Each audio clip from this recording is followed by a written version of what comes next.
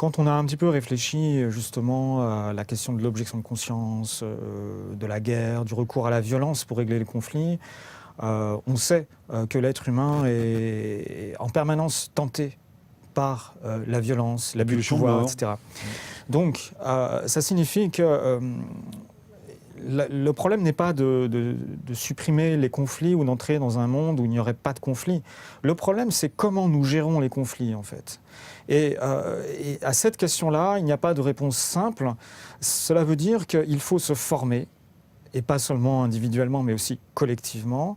Il ne faut pas s'en remettre à une espèce de providence ou au hasard des circonstances pour régler les conflits, en fait. Il faut travailler sur comment ouvrir des espaces de parole où les gens puissent dire jusqu'à ce qu'ils ont sur le cœur, parce que c'est là que commencent les conflits aussi. Et si on prend même cet élément qui est dans la déclaration constitutive de l'UNESCO, et qui renvoie à la question du rapport au savoir, aux sciences, à la culture, la guerre naissant dans l'esprit des hommes, c'est dans l'esprit des hommes qu'il convient d'élever les défenses de la paix.